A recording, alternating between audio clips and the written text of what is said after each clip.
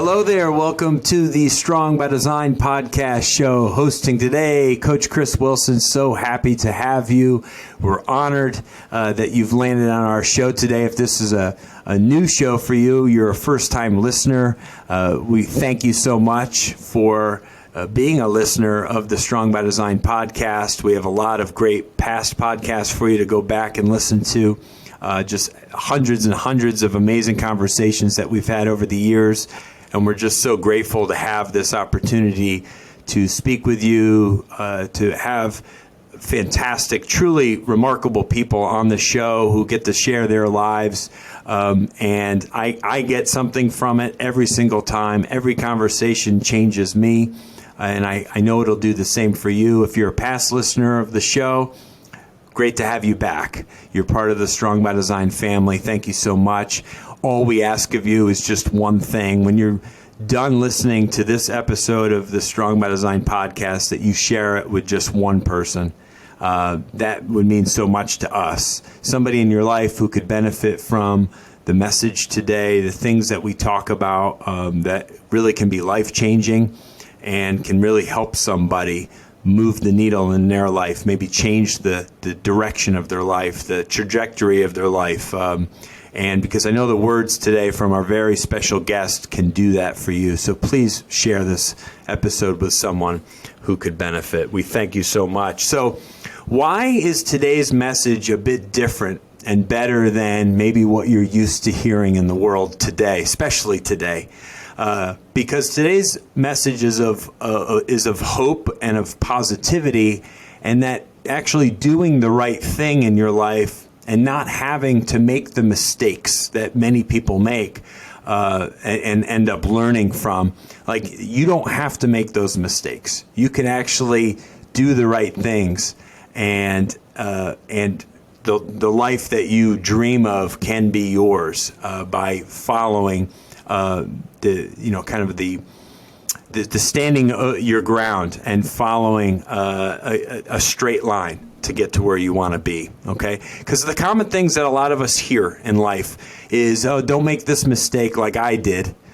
Listen and learn from me because I messed up big time by doing this, that, or the other. Stop this, don't do that, because those kind of comments that we hear around us all the time, and it's coming from a good place. These are people trying to help us, typically younger people, right? Help younger people. Oh, don't do this because this is where it led me.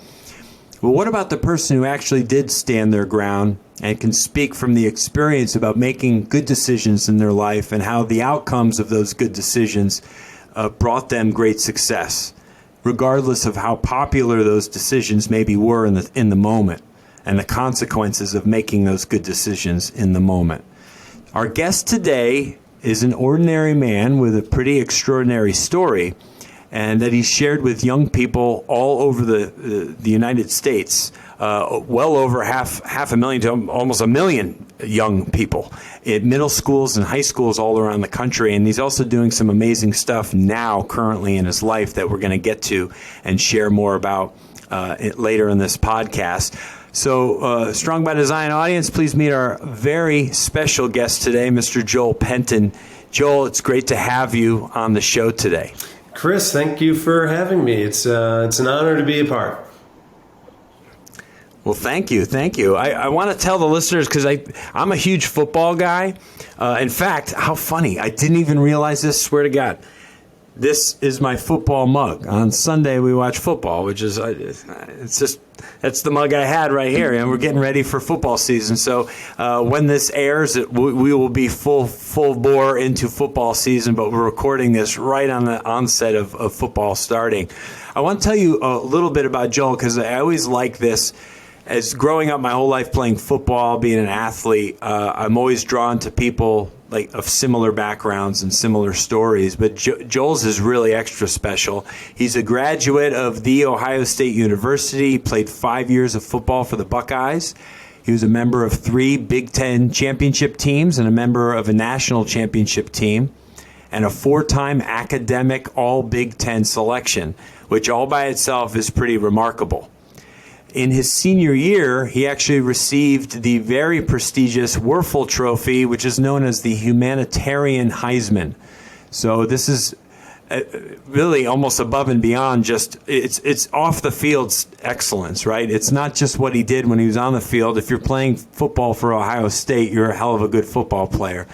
But he was also doing a lot of stuff and changing lives as a young person off the field, which I think is so awesome. The trophy is a national award that recognizes one college football player, just one, in the entire country who best combines exemplary community service with athletic and academic achievement.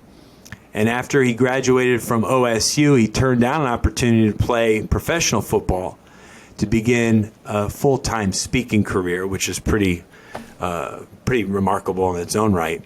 And then since then, he's gone on to speak, like I said, to middle school and high school kids all over the country and started a new project just a few years ago that has really kind of captured his passion and changing his direction of his own life. So can't wait to hear more about that. So Joel, again, so great to have you. I want to start by asking you, more personal questions. Like, number one, when I have always liked speaking to large groups, or I've never shied away from the spotlight and being in front of people. But I know for most people, it's like the biggest fear that they could have, right? The fear of death and the fear of public speaking, right?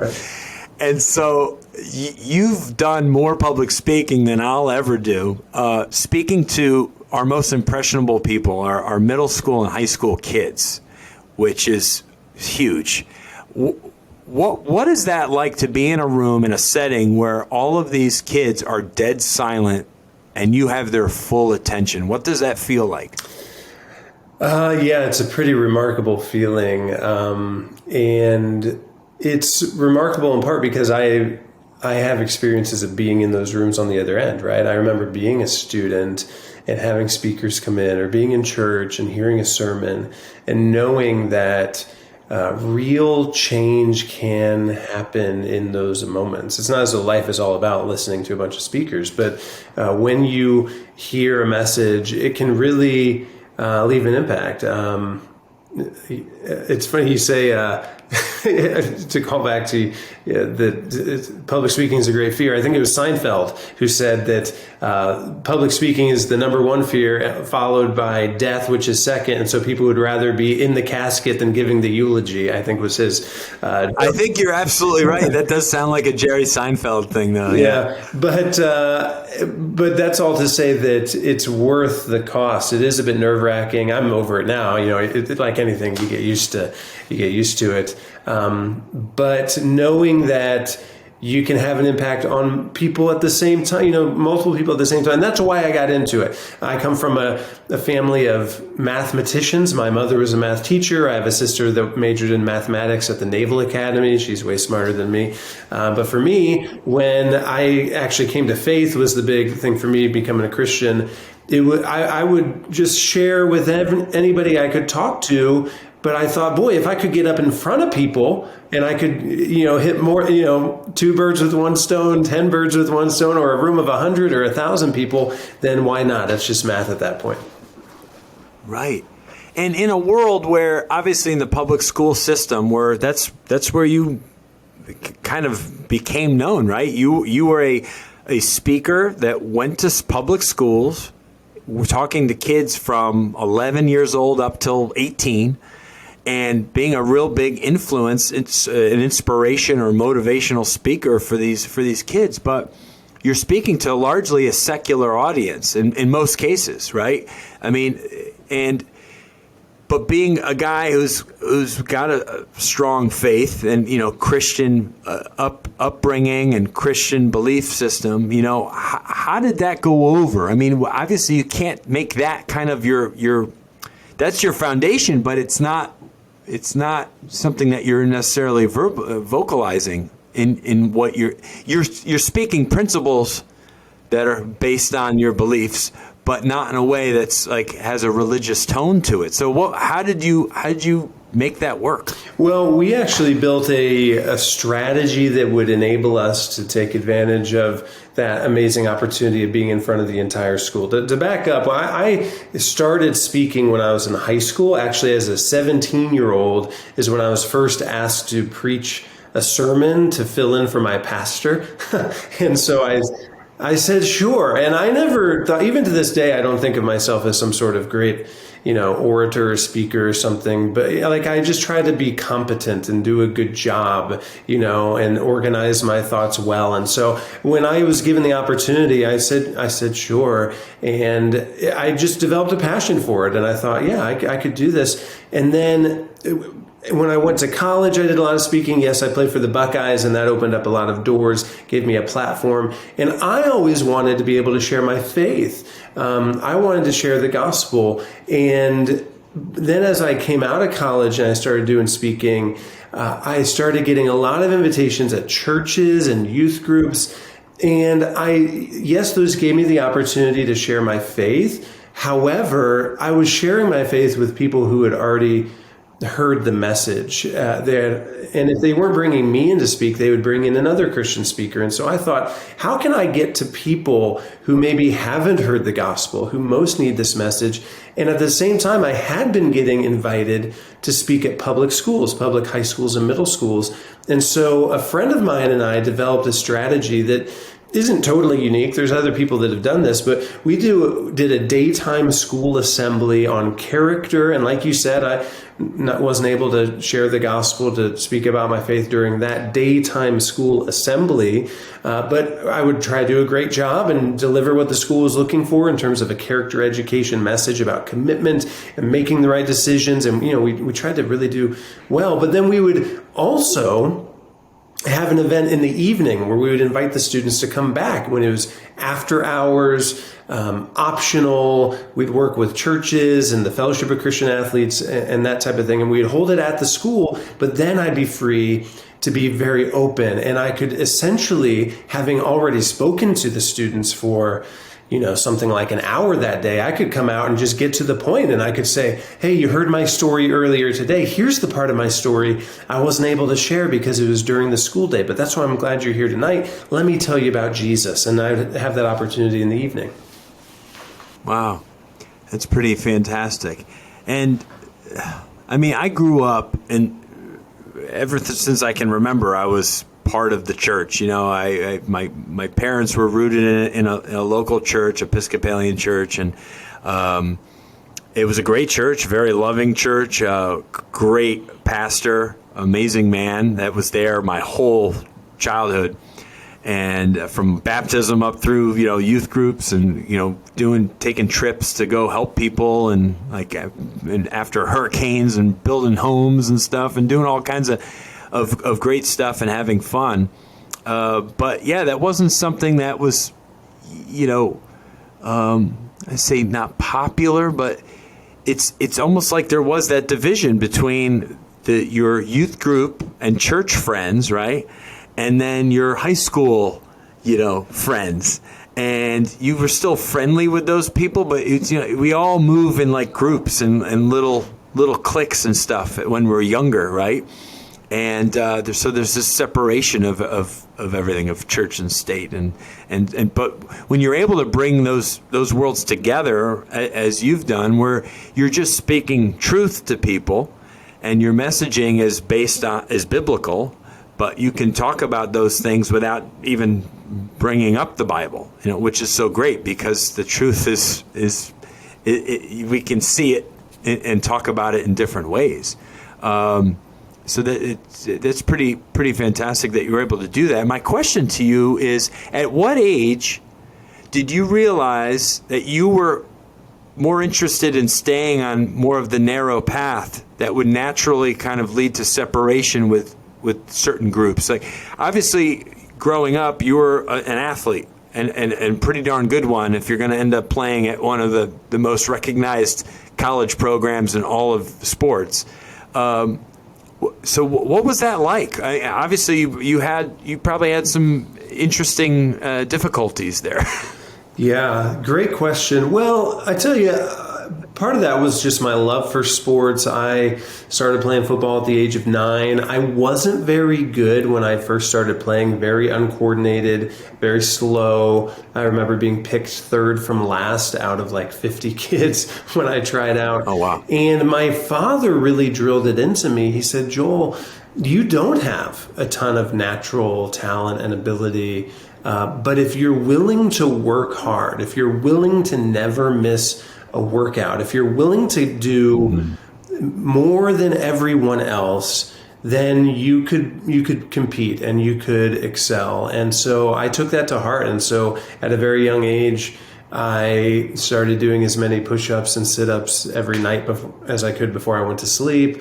I never missed a workout. I'd ask the coach when, if there was a week off or something because of vacation or spring break or something, I would ask the coach to give me workouts to do when I was away. And it wasn't, not that that's that, notable, but I just knew that I would have to do that if I wanted to be able to excel. I didn't have the natural ability. And I had a group of friends as well who were somewhat like-minded, some guys in the school that we just kind of agreed we were going to do the right thing because we just made some observations, right? We saw guys older than us who had great talent, great ability, but then would get mixed up in the wrong decisions and then would begin to fail. And we really wanted to do our best. And so we said we were going to kind of hold each other accountable and we were going to continue to work hard. And that kind of, that's part of the story I actually share with students is that group held together until our junior year. And that's, there was some turbulation there. But through it all, I guess God protected me. And again, I knew that I needed to stick with it and for it to pay off. And by God's grace, by no means I'm perfect. And I've made, my fair share of mistakes even just today. But I have what some people would say is a boring story, right? Like I never ended up hitting rock bottom. I never flunked out or got arrested or that type of thing. And I think what it goes to show is that, a normal person from a small town, if you make some good commitments and stick to them, that it pays off. Yeah. And that's not always the sexy or attractive answer, right, that people are looking for because everyone wants the quick fix or the dramatic turnaround and shift, the 180-degree change from you were at this point in your life and now you're here. And that's played up, obviously, quite a bit in storytelling and movies and everything else that we're so used to. But sometimes it's pretty fantastic when someone is just a certain way and is able to stay on that narrow path all the way through. And it's pretty amazing that you didn't wander or fall from it and that you were able to have that inner strength, really, to maintain. People aren't used to the grind, to sticking with something for an extended period of time. I think that's what's made our company, Critical Bench, successful for over 2 decades because we put in the work, we stay the course, we grind, we maintain and stick to our core values as a business and how we do, how we collaborate and the relationships that we maintain and that we keep and the things that we will and won't do. And that can lead to great success, but it's not what everyone wants to hear, and it is certainly hard work to do that, to make those good decisions repeatedly. Because to kind of, not to say that we don't fail, we do. We fail plenty of times, and just like you said, I'm far from perfect. I make mistakes every single day, But I'm thankful that I have a compass to help keep me pointed at north, and to know what's good from what's bad, and to try and work towards that. So, who was it? Question for you: who was it in your life or people in your life that really modeled this path for you? Whether that's parents or coaches or mentors of some kind? Who are the people that you really, besides your accountability, your friends that you were accountable to?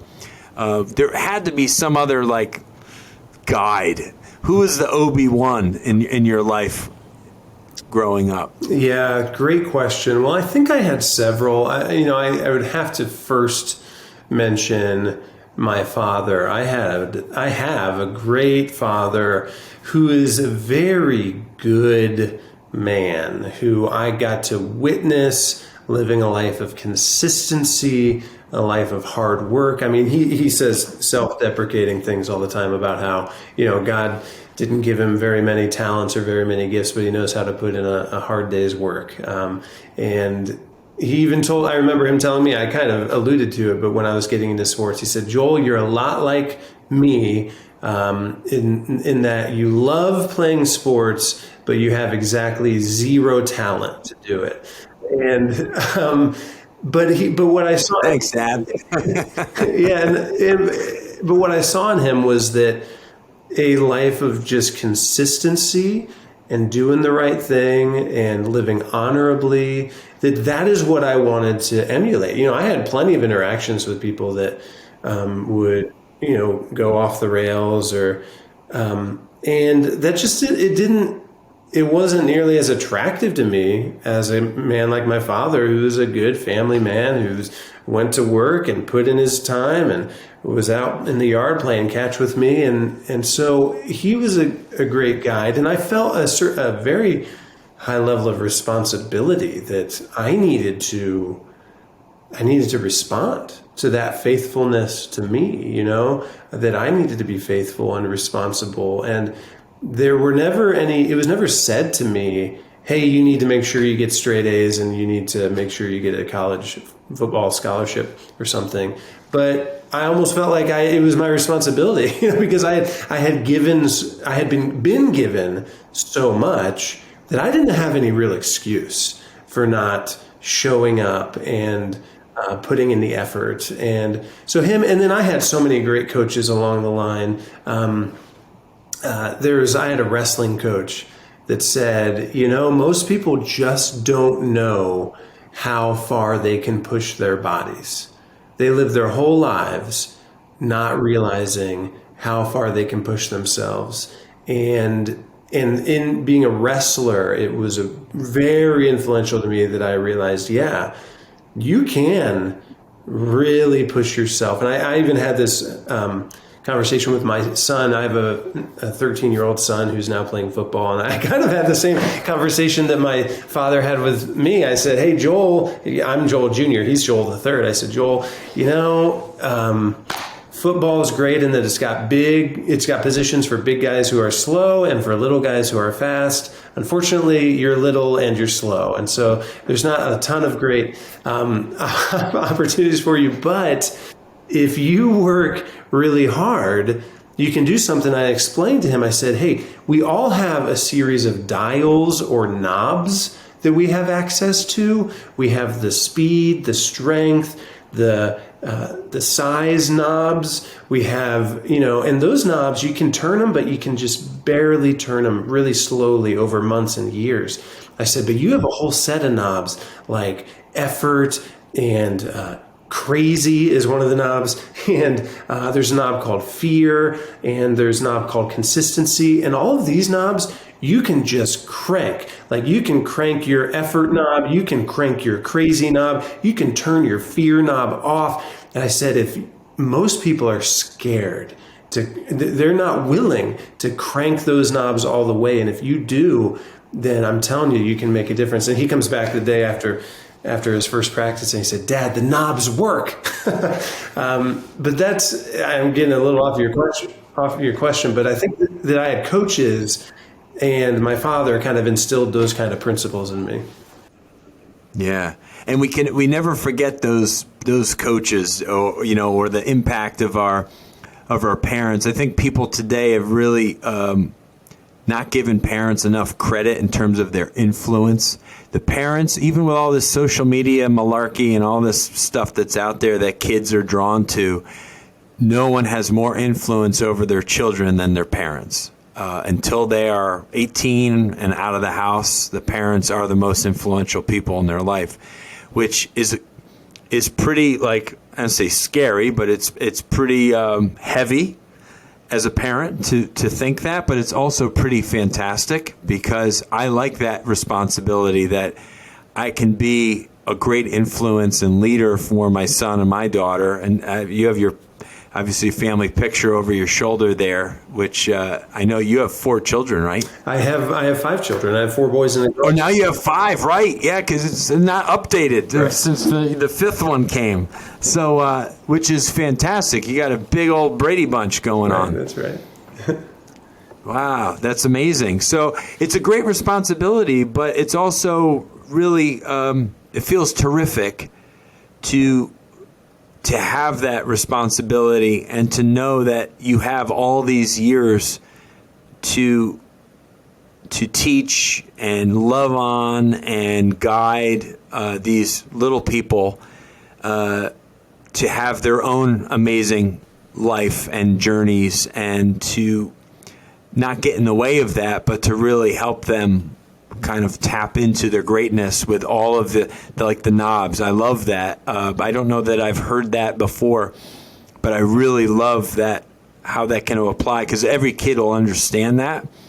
And I know there's a lot of kids that don't feel like they have a lot of control over certain areas of their life, but there are certain ones, like you said, like consistency and effort and fear and all these things that they have massive control over. And so that's so great. I love that takeaway for all of the parents listening. Do the knobs. Talk to your kids about the knobs. I love it. Another question for you, Joel, just in terms of, like, you hit obviously a very high level of achievement with your college experience, and you kind of are at, so you're in your early 20s at this point, and you have decisions to make, right? As to, like, what's my life look like over the next 5 to 10 years? How hard was it, maybe it wasn't, for you to make a decision to not invest time and resources and effort into more football, but to pursue a career of speaking and really giving of yourself to young people? Yeah, great question. It wasn't very hard for me to make that decision. It's what I really wanted to do. I had played a lot of football. I had, all the way through college, and I didn't have any major injuries, but I was feeling it in my body, feeling it in my neck and my shoulders. And I wasn't a marquee player at Ohio State. I was a 4-year letterman. I started some games. I did get some NFL looks. I played in an all-star game. So I likely would have signed with a team. However, I wasn't going to be a top 3-round draft pick or something. And so it wasn't as though I was walking away from this massive pile of money or something. And I had seen so many, Ohio State, we send a bunch of guys to the NFL every year. And I had seen so many that would go as a latter round draft pick or as signing as a free agent. And maybe they would make it and it would be great. But more often than not, they would bounce around from team to team and make a little bit of money. But honestly, they would just kind of spend a few years of their life bouncing around. And I had a very clear vision for what I wanted to do with my life. And it wasn't necessarily playing football. I wanted to impact others, and I wanted to do it through speaking. And I had developed kind of a reputation as a guy that would speak and do a good job just from the speaking I had done in college. And so I had many opportunities that I could take advantage of right away from just the platform as an Ohio State Buckeye. And Ohio, Ohio's pretty crazy about Ohio State. The culture is pretty wild. Oh my gosh. And so I knew that I could jump right into speaking. I could start with Ohio, fresh out of college, and that I was on a bit of a clock that I needed to improve and demonstrate that I should be speaking professionally because of my speaking ability, instead of simply just because of my platform. That maybe at first people brought me in because I played football, but before long I needed people to bring me in because I was a good speaker who happened to play football, and I wanted to get after that new goal, and so that's what I did. Yeah. And the fact that you said you were doing it like while you were still in high school and doing it through your college experience, you were already pretty warm to this idea and probably knew without a doubt, like that whole like last year or two that you were playing, like this is my future, right? Yeah, and it's because because I liked it, because I wanted to share my faith with others.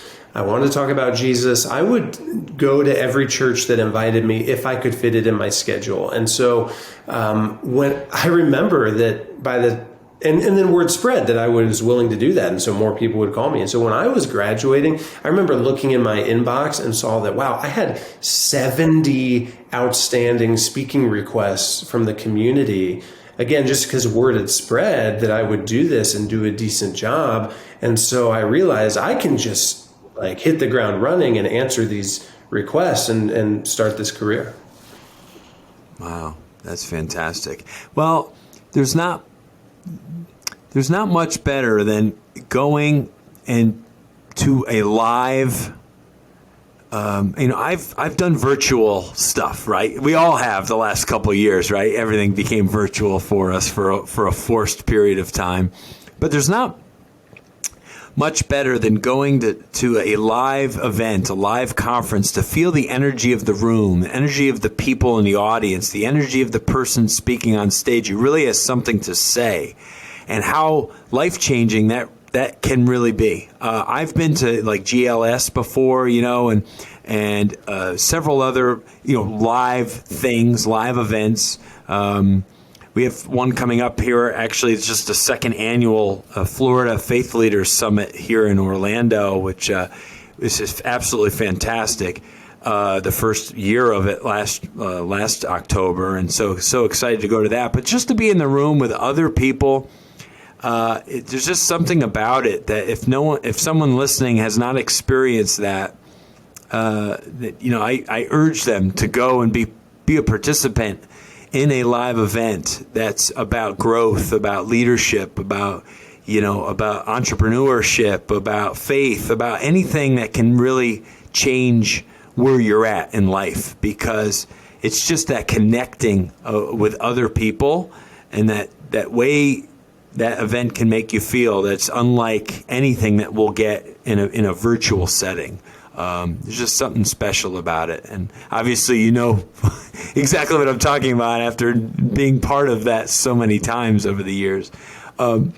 Speaking of which, out of all the different live events that you participated in, all the people that you spoke with and schools that you were at, is there one or maybe a few that really stand out to you that you left feeling like changed or transformed from? Wow, great question.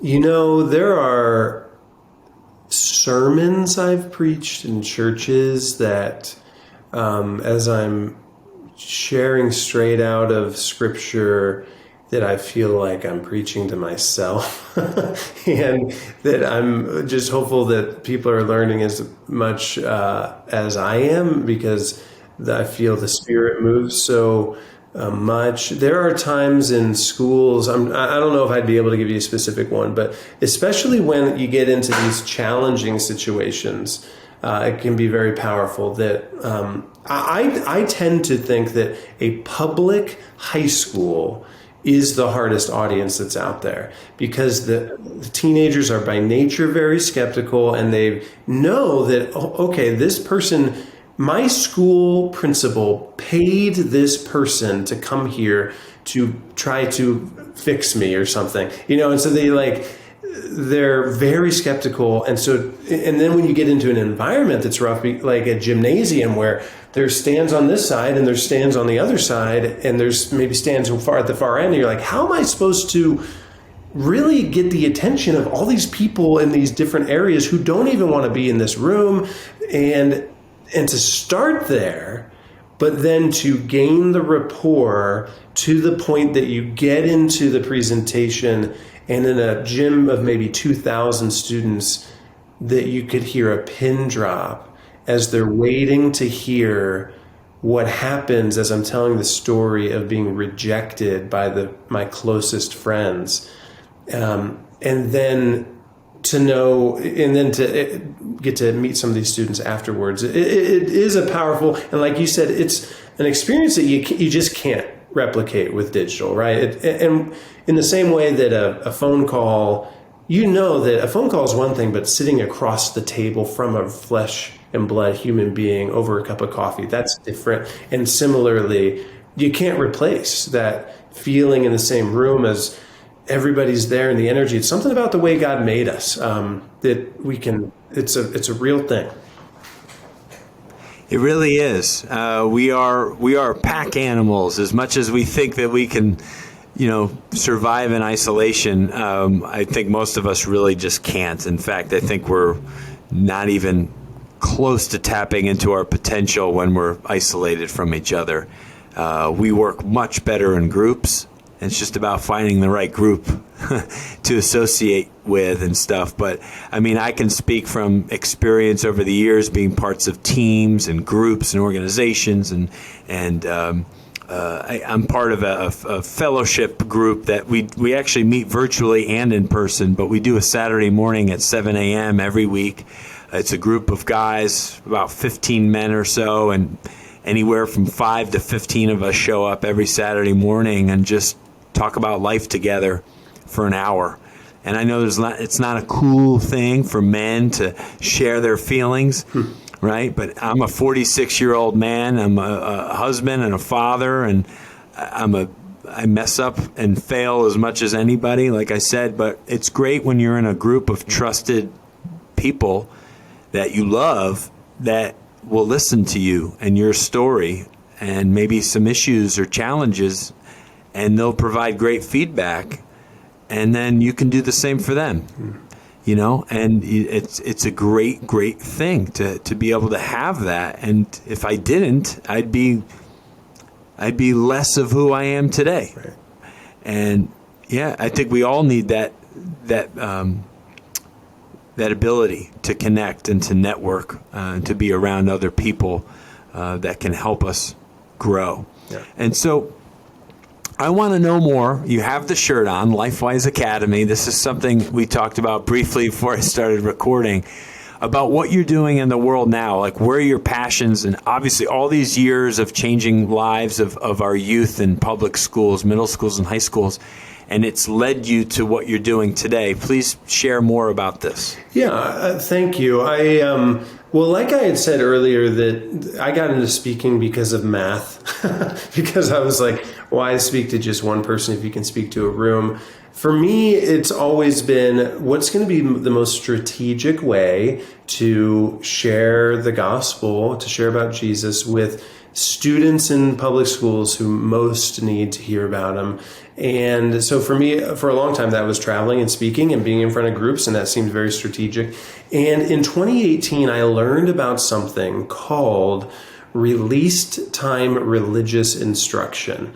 It's a mouthful, but it is this very little known practice. I knew nothing about it, and now, I mean, it's hard to sleep. I'm so excited about it.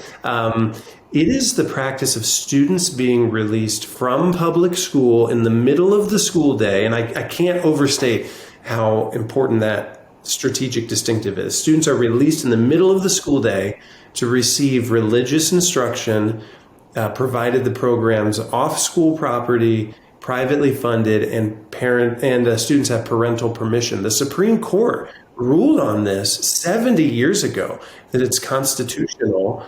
And now 26 states even have laws about it on the books. Ohio has a law about it. Florida has a law about it, that it is laid out. Students can do this, but again, almost no one knows it's possible. I became aware of it because people in my hometown, after I had moved away, they started a program. They bought a house next to the school. They renovated it to classrooms, started holding classes. Only about 30% of people in town attend church.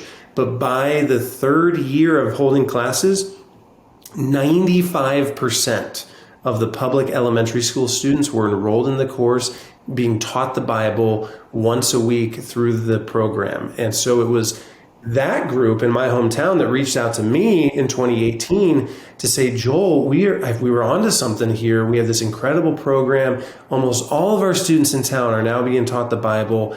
We can't figure out why other people don't have a program like this. And that's when our organization that has traveling speakers and musicians that go into schools, we partnered up with the group in my hometown to create a plug-and-play program called Lifewise Academy that any community can implement to begin teaching their public school students the Bible, again, during school hours. Wow. Yeah, I had no idea. I've never heard of that. Makes perfect sense to me. I like that it's constitutional and it's been around for a very long time. And over half of our states actually have this kind of up and running, right, so to speak.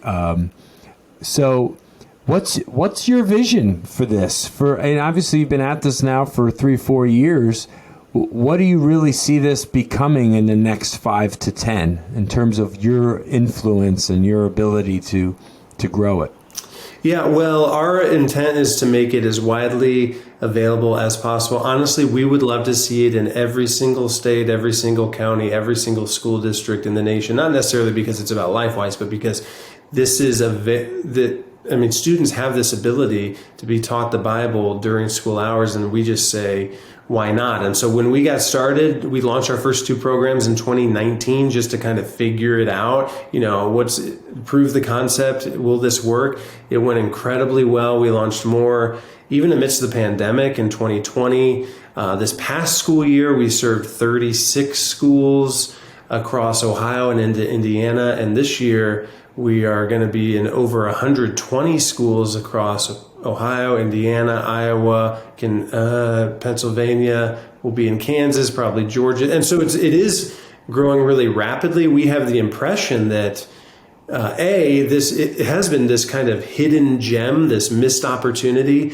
We believe it's the greatest missed opportunity to reach the next generation. And 2, did I say A? B? I don't know if I'm on 2 or B, but A, B, 1, 2, it's all the same. A and 2 or 1 and B. The timing is right. That Christians are ready to kind of put denominational differences aside and kind of come together and be unified. And people they feel the culture. They know that we have a crisis of character, that biblical literacy is low, and we need to do something.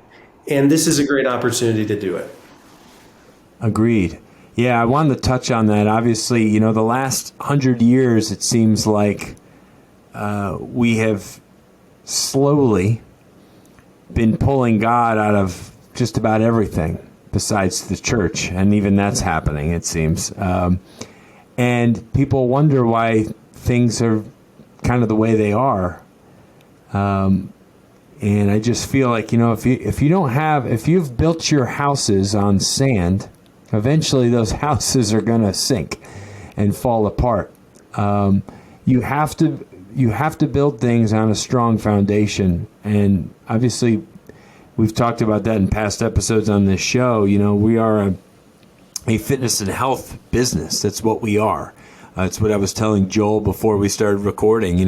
Critical Bench has been around for over 2 decades. We are a fitness and health publishing company, and we are fully online, but we are also a company that's run by Christian men and women. And so we love to be able to infuse our biblical thinking and belief system into our content. And that's why you won't hear us cursing on our YouTube content, or, when we do certain things in the business, it's all grounded in our core values, which one of them is faith, and the other's service, passion, positive attitude, integrity, decisiveness, gratitude. These are things that are all biblically rooted, and when you start pulling that stuff out of things, things start falling apart like a house of cards. And I love what you are able to do with Lifewise, and that this is something that's very real, and has the potential, has great growth potential in a culture that's really not going the right way. We all need to learn to listen better and be more loving with each other and treat each other with respect. And these are all biblical things. There's obviously, you must have some kind of metrics or what kind of impact has this made to your observable, 3-4 year period here in a certain school? What impact is being felt or made in some of these schools? Yeah, well, I could go on for hours of the stories that we hear. Some really incredible stuff. I mean, I could actually send you a video about a boy named Christian in one of our programs who, as the teacher says, was unfamiliar with even the word Bible. But his mother received the Lifewise flyer and was like, hey, Bible education, it can't hurt. And so she signs the kid up, and soon the kid's coming home. His life's been changed. He's saying, Mom, let's go to church. And she's like, okay. And so then before you know it, the entire family's plugged into church. You have a whole family that's transformed, that she literally on the video says she doesn't even know where their family would be if it hadn't been for this program. And that's and it's not about the program, right? It's not about Lifewise. It's not about us, but it is about how the Word of God really does change lives. I mean, the Bible talks about it's that seed that is planted and it's mysterious, right? But it starts to grow and it puts down roots and it starts to sprout and to bloom. And that's what we see happening in lives. We now have some statistics that are starting to come together where, well, one, we have surveys that 90% of teachers, the public school teachers, are seeing an impact and are saying they would love to see Lifewise at other schools. We sent that out to, I think we had over 100 teachers, administrators, and teachers respond. We just had a study done with a school that they took some of the top students who had the most office visits, like teachers for disciplinary reasons sent them to the office. And they compared the kids who were in Lifewise against the kids who were not. And over the course of the year, the kids who were in Lifewise, their trips to the office went down. And the kids who were not in Lifewise, their trips to the office actually went up over the course of the year. And so we're starting to see some of those statistical things. But at the end of the day, we know the Word of God makes a difference. Yeah. Well, it does make a difference. Again, it's grounding these kids in something that's real, where they do all those things that the Bible talks about, right? It's like loving your neighbor. I mean, it's one of the hardest things, but the simplest things at the same time. It's just what's loving your neighbor look like? Well, your neighbor could be anybody, right? It could be your next door neighbor. It could be your neighbor next to you sitting in the classroom. It could be the neighbor on the school bus. These are all your neighbors. And if you're loving on them and doing the right thing with that one person, that's going to transform them and probably the way they interact and treat other people, right? And it's a ripple effect that's felt, much like this boy who changed his mom's life, changed his family's life, and now they're going to probably, because of their story, they're going to change someone else's life, and it's a compounding effect, and it's just really wonderful, and we need more of that in the world today. And we just are so grateful for you and what you're doing, and obviously your heart's in it, and you're excited for your work, right? Every day you wake up, it's like, I got another opportunity to take this thing to the next level, which is a wonderful place to be, I'm sure. What's that feel like every day when you have that opportunity? Oh, it's so exciting. I mean, it really feels like the Lord has been preparing me over the years for this opportunity, right? After making those relationships in schools. And so learning to speak to principals and superintendents, and also learning to speak to students, and also learning to speak the church language, and to now have this opportunity where we have this program that needs to touch all those, right? I mean, it needs to speak the character ed language of the school, and needs to be, run by people in churches, members of congregations, and needs to also interact with students. And so, man, it is, like you said, it's exciting every day. It's not hard to get out of bed to go to work to push this thing forward. Yeah, that's great. Well, thank you so much for what you're doing. Just again, so honored to have you on the show and to share this with all of our listeners, which is so great. Where can people go to find out more about you? Obviously, you have your one website, joelpenton.com, right? But where can people go as well to learn more about Lifewise Academy? Is there, you have a link for that? Yeah, it's lifewiseacademy.org. Again, that's lifewiseacademy.org. And I would just really encourage anybody who's listening that is interested in this, I would encourage that anybody can get the effort started locally. The way these things start is through people signing what we call a community interest list, which is kind of like a petition. You can find your school district on our website. You can sign your list to say, yeah, I'd love to see this in my community. You're not committing to doing anything other than saying, yeah, I'd love to see this. You can then share that link with others, and we collect 50 signatures first before we say, okay, people in this community want to do this. Now let's start working with them. Let's start moving through the process. And so that's all to say that anybody, whether you're in ministry, whether you're a parent, whoever you are, you can look up your school district, you can voice your support and start the ball rolling. Wow. Very, very good. Love that. Yeah, and it sounds like it's a pretty easy thing to do. We'll make sure to share those links in the description area and the show notes. So please check those out right now if you're listening. So grateful for this opportunity. Another week here on the Strong by Design podcast where I knew we would have something amazing to say and to help change the direction of your life and the lives of those people in your community. A great conversation with Joel. Please share, as I did at the start of this podcast, I said if there's one thing you could do that would really help, would be to share this episode with someone, a friend, a family member, anyone at all who you feel could benefit from what we've talked about today, how important it is to take care of our young people. They need us now more than ever. They need strong leadership, and they need people that they can count on who are doing it right, who are living a life that is strong by design. That's the whole thing. Our show, Made in God's Image, to have a strong body, mind, and spirit.